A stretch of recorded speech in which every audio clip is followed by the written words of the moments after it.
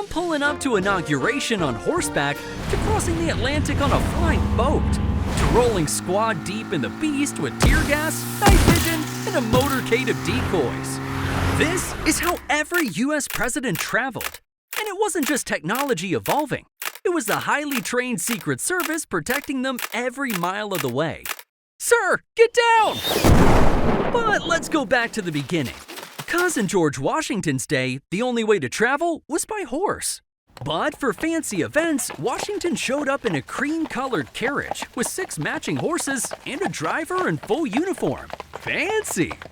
This was the founding father equivalent of pulling up in a Maybach. And Adams and Jefferson kept things similar.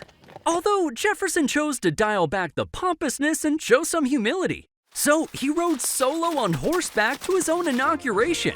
No entourage, no carriage. Just Jefferson and a horse vibing their way to the Capitol. But by 1817, America was changing fast, because the steam engine was taking over, and James Monroe became the first president to travel by steamboat. It's a pretty big upgrade from, I hope my ride doesn't poop on me. And yeah, all these early presidents traveled with zero specialized security. The Secret Service didn't exist yet. I'll just be standing over here if you need me, sir. All aboard! In 1833, presidential travel accelerated faster than you could ever imagine, because Andrew Jackson became the first sitting US president to ride a train. Suddenly, trips that took days by carriage took hours by train, and presidents were hooked. And by the mid-1800s, railroads became the go-to way to cover long distances. Van Buren, Tyler, Polk, they all jumped on trains. But here's the problem. Early trains were dangerous. In 1853, President-elect Franklin Pierce was traveling by train with his family when their car derailed, and his 11-year-old son was killed in the crash. Absolutely heartbreaking. But this tragedy made one thing painfully clear. Presidential travel was risky business. So Pierce became the first president to have a full-time bodyguard. A small step, but the first real building block of the security system we know today. And nobody needed protection more than Abraham Lincoln. 'Cause during the Civil War, Lincoln would crisscross all over the country by train to rally troops and inspect the battlefield. But right before his 1861 inauguration, detectives uncovered a plot to stab Lincoln as he stepped off his train in Baltimore. So, to avoid the attack, Abe quietly changed his plans and rode the train in the middle of the night, wearing a big overcoat and a soft felt hat to disguise himself. Great move, sir. You wear my hat and I'll wear yours. No one's gonna notice a thing. But speaking of staying one step ahead of threats, in every era of American history, there's always someone snooping. Today, it's your internet provider, watching everything you do online. That's why I use private internet access, a VPN that hides your IP address and encrypts your connection through a secure tunnel. Think of it like the Secret Service for your internet. Because I actually started using PIA during research for a video. I was sitting in a DC coffee shop digging through some obscure presidential documents online when suddenly the Wi-Fi icon dropped to public network. Great. My search history is now government property. Fortunately, PIA was already running. So even though that cafe router looked like it was built during the FDR administration, all my data stayed encrypted. No leaks, no hacks, no, why is this guy searching William Taft's bathtub? That's when PIA officially became part of the Agent Flappy toolkit. Because without a VPN, your device is broadcasting data that can be seen by hackers, your internet service provider, and even government sensors. But with PIA, if you're on airport Wi-Fi, a coffee shop network, or your cousin's sketchy home router from 2009, your passwords, photos, and keystrokes stay fully protected. But my favorite part? Unlimited devices. Because you can protect your phone, laptop, tablet, and gaming PC all on one subscription. Woohoo! Plus, PIA has servers in 91 countries and all 50 US states, which means you can watch region-locked content like Saving Private Ryan, even if it's not available in your country's streaming library. Just switch your virtual location, refresh, and boom. And if you're thinking, yeah, but what if PIA is keeping my data? Their no-logs policy has been proven multiple times in court. It's the most transparent VPN on the planet. But here's the best part. Because PIA partnered with me, my audience gets an exclusive discount, 83% off, just $2.03 a month, plus 4 months free. And there's a 30-day money-back guarantee, totally risk-free. So use my link in the description to claim the special Agent Flappy deal and protect your digital life like a true secret agent. But with your online tracks covered, let's get back to the railroad tracks. Because Rutherford B. Hayes became the first president to cross the Rockies, taking a full-blown transcontinental rail tour all the way to the West Coast, hitting California and the Pacific Northwest. This was a huge deal. Imagine the president just rolling into your small town on a train. People went nuts. And it was the same vibe with Chester A. Arthur, who in 1883 visited Yellowstone, becoming the first U.S. president to step foot in a national park. Not a bad work trip. But Grover Cleveland took luxury to a whole nother level.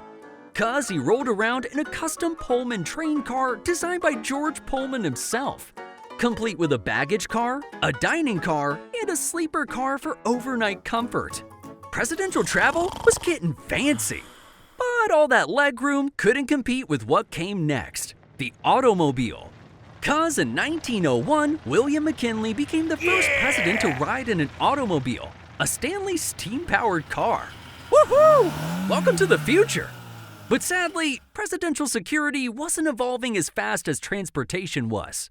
Cause when McKinley arrived at the Pan American Exposition in Buffalo by train, he was shot and killed. A national tragedy that forced America to completely rethink presidential protection.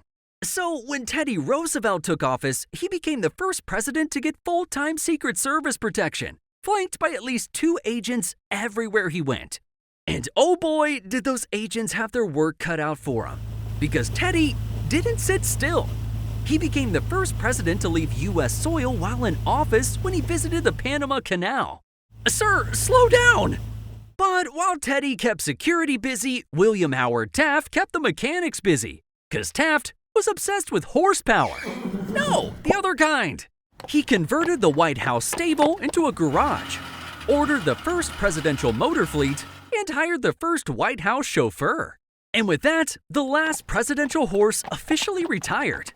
Go ahead, Harry. You're free now. We'll miss you. But it was Woodrow Wilson who took international travel overseas. Cause after World War I ended, Wilson boarded the SS George Washington and sailed all the way to France for the Paris Peace Conference, making him the first sitting president to visit Europe. And domestically, Wilson was also a traveling machine, cause he launched a cross-country train tour to promote the League of Nations. 3 weeks long, 3 speeches a day, and constant overnight train rides.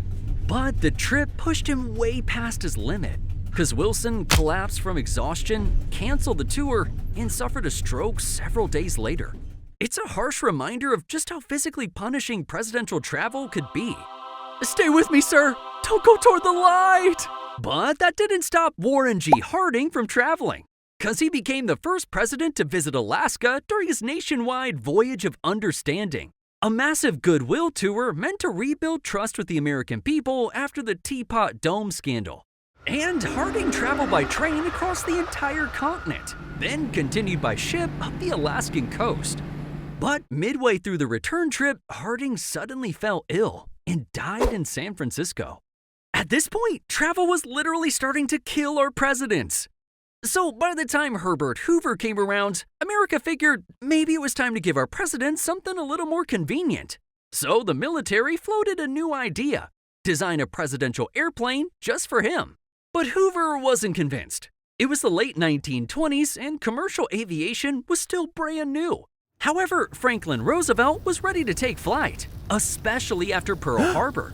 Cause after the 1941 attack on Hawaii, the Secret Service went into overdrive. FDR's presidential limousine immediately got refitted with armor, bulletproof glass, and run-flat tires.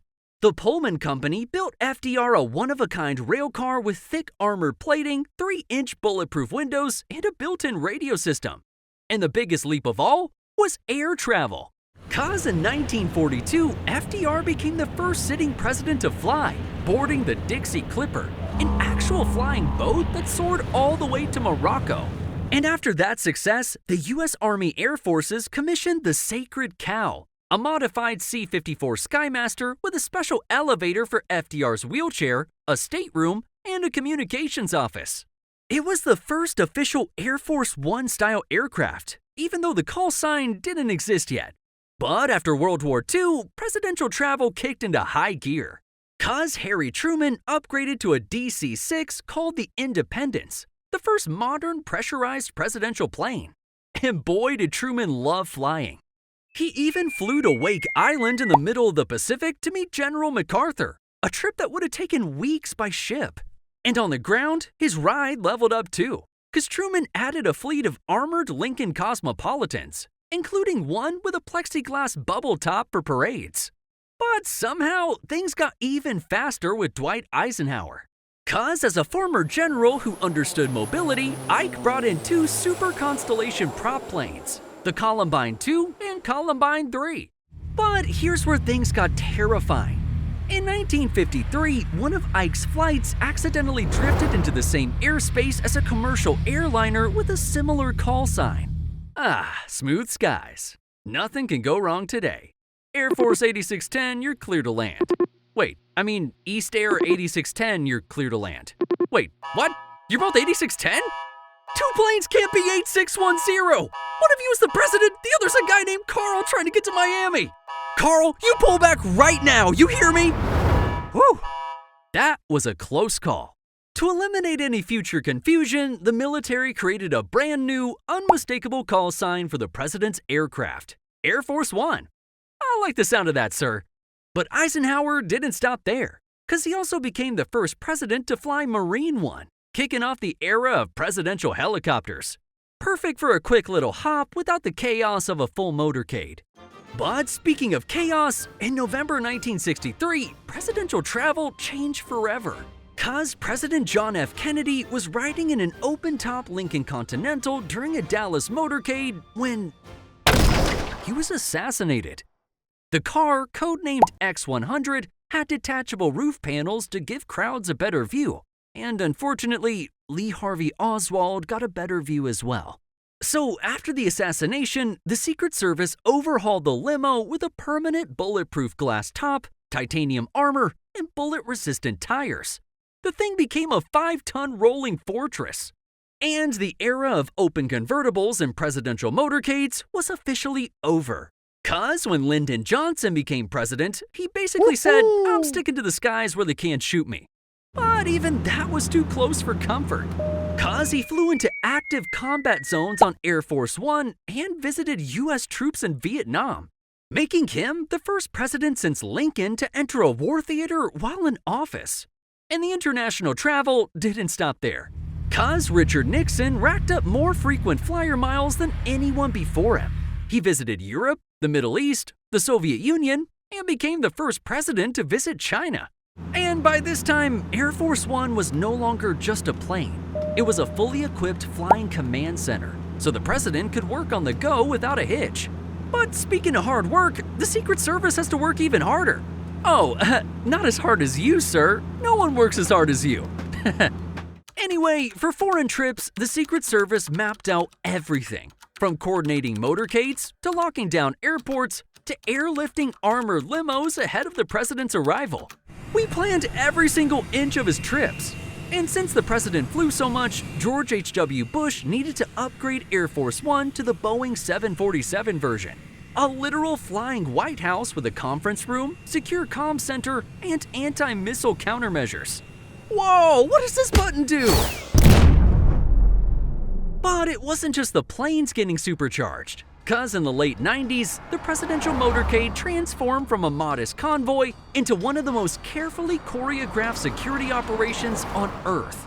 Under Bill Clinton, the presidential limo earned its now famous nickname, the Beast. It's massive, armored, and basically a tank in a tuxedo. But the Secret Service didn't want the Beast turning into an easy target for assassins, so the motorcade expanded, big time.